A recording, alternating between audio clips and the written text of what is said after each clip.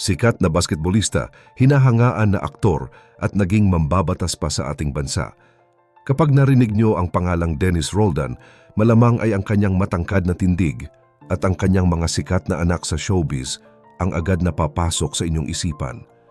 Pero sa likod ng mga parangal at ningning ng kanyang pangalan, may isang madilim na katotohanan na gumulantang sa buong Pilipinas noong taong 2005.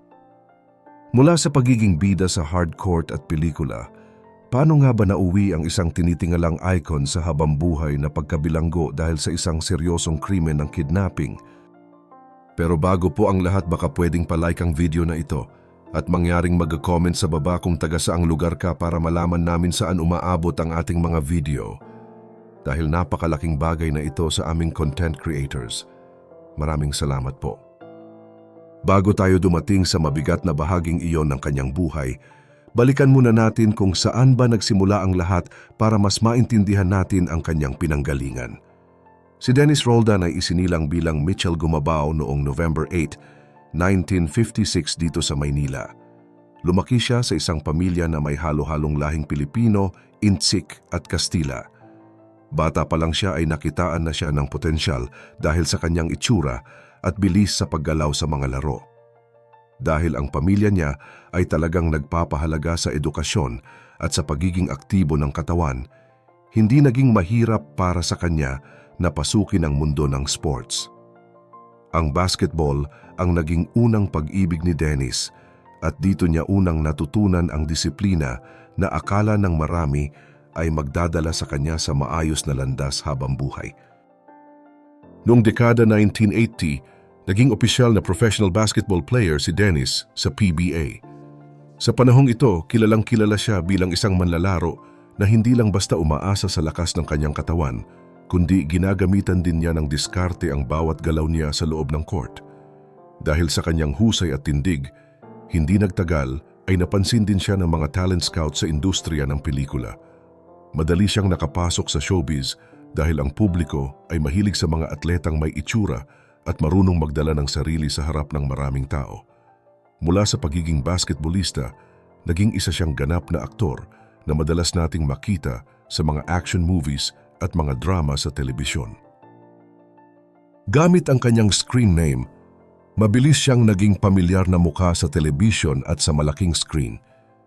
Pero hindi lang basta pag-arte ang dinala niya rito.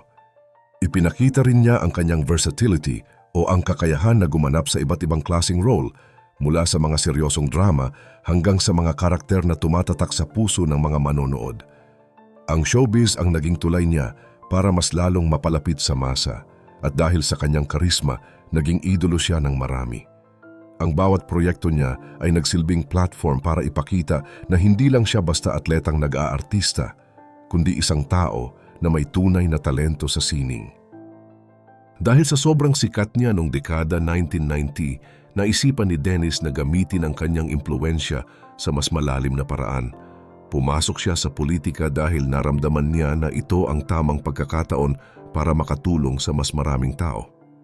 Nagsimula siya bilang miyembro ng Sangguniang Panglungsod sa Quezon City at noong 1992 hanggang 1995, nagsilbi siya bilang congressman ng 3 distrito ng lungsod.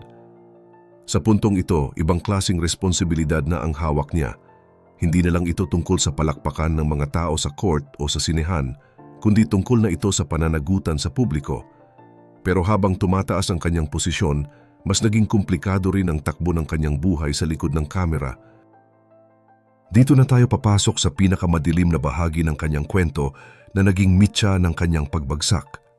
Noong February 9, 2005, isang balita ang yumanig sa buong bansa. Si Dennis Roldan, ang dating kongresista at sikat na aktor, ay inaresto ng mga awtoridad.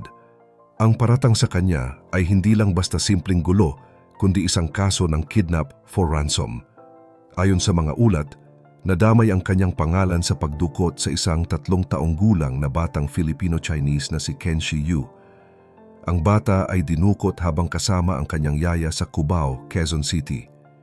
Isipin nyo, ang isang taong tinitingala bilang leader at idolo ay biglang itinuturong utak sa likod ng isang napakabigat na krimen. Sinasabing ang unang hinihinging ransom para sa bata ay umabot sa 250 milyong piso, pero kinalaunan ay bumaba ito sa 10 milyong piso matapos ang pakikipag-usap ng pamilya. Sa kabutihang palad, na-rescue ng mga pulis ang bata ng buhay at ligtas, pero ang pinsalang dulot ng insidenteng ito ay hindi na mabubura. Ang paglilitis sa kaso ni Dennis ay naging napakahaba at puno ng tensyon dahil ang bawat detalye ay binabantayan ng buong Pilipinas. Sinubukan ng prosekusyon na patunayan na may direktang kinalaman ang aktor sa planong pagdukot na ito.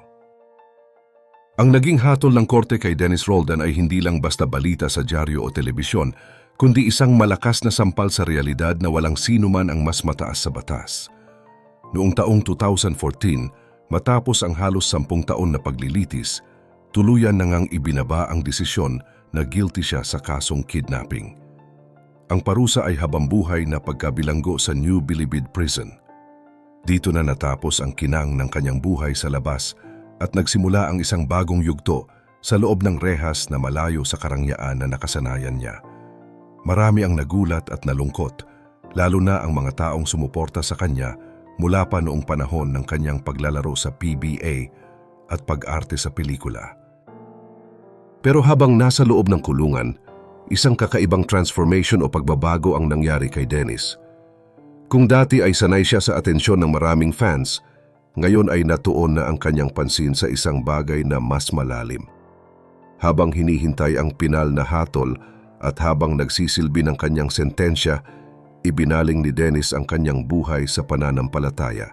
Magkakaalam, share ko lang story ko. Dumating ako sa point na isang income lang hindi na sapat para sa pamilya ko.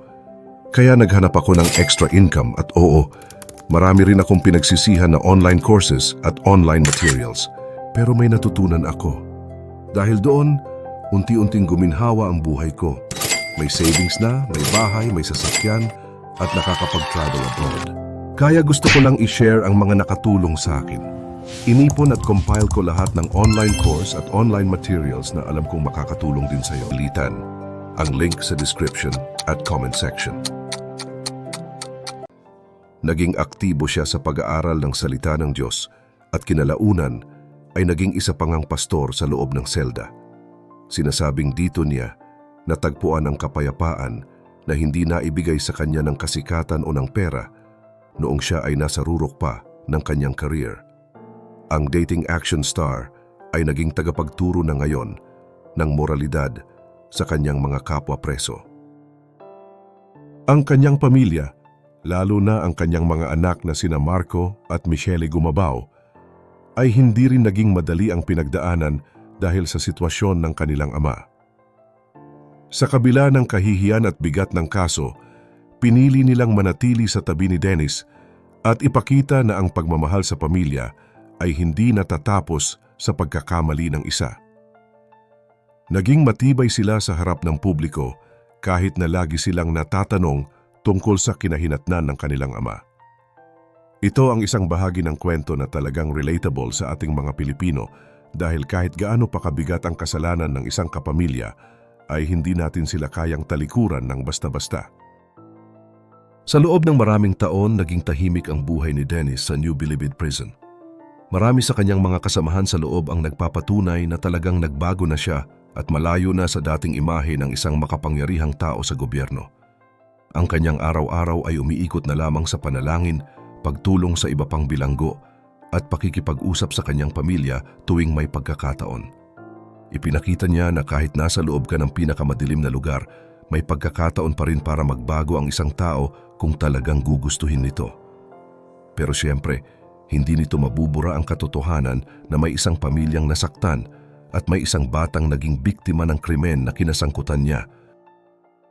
Ang kasaysayan ng buhay ni Dennis Roldan ay isang malinaw na paalala sa ating lahat na ang bawat desisyon natin ay may katapat na pananagutan. Mula sa pagiging tinitingalang atleta, sikat na aktor at makapangyarihang mambabatas, nauwi siya sa isang lugar na puno ng pagsisisi at pagmumuni-muni. Ipinapakita nito na ang tunay na tagumpay ay hindi nasusukat sa dami ng palakpak o sa taas ng posisyon, kundi sa integridad at sa malinis na pangalan na iiiwan natin sa ating kapwa. Ang kanyang kwento ay hindi lang basta tungkol sa krimen, kundi tungkol rin sa pagbagsak at sa mahabang proseso ng paghahanap ng kapatawaran sa sarili at sa komunidad. Ngayong nalaman na natin ang kabuuan ng kanyang paglalakbay, marami pa rin ang naiiwan na kaisipan sa ating mga isipan. Ang buhay ba ni Dennis Roldan ay isang kwento ng tuluyang pagbagsak o isa itong kwento ng pag-asa na ang isang tao ay pwede pang magbago kahit sa pinakamahirap na sitwasyon? Sa tingin nyo, sapat na ba ang pagbabagong buhay niya sa loob ng kulungan para mapatawad ng publiko ang nagawa niyang pagkakamali noong 2005? Paano nyo haharapin ang ganitong sitwasyon kung isa kayo sa mga anak o kapamilya na kailangang dumaan sa matinding pagsubok dahil sa pagkakamali ng inyong mahal sa buhay? Ibahagi mo naman ang sagot mo sa ibaba at pag-uusapan natin yan. Sana ay nagustuhan nyo ang ating pagkukwento tungkol sa makulay at kontrobersyal na buhay ni Dennis Roldan. Ang layunin natin ay hindi lang magbigay ng impormasyon, kundi magbigay din ng aral na pwede nating dalhin sa ating sariling mga buhay. Lagi nating tandaan na ang bawat segundo ng ating buhay ay pagkakataon para gumawa ng tama bago pa maging huli ang lahat. Maraming salamat sa inyong panonood at pakikinig. Hanggang sa muli nating pagkikita sa susunod na kwento na tiyak na magbibigay sa inyo ng bagong pananaw at kaalaman tungkol sa mga taong naging bahagi na ng ating kasaysayan. Huwag ring kalimutang mag-like at subscribe para sa mas marami pang updates gaya nito.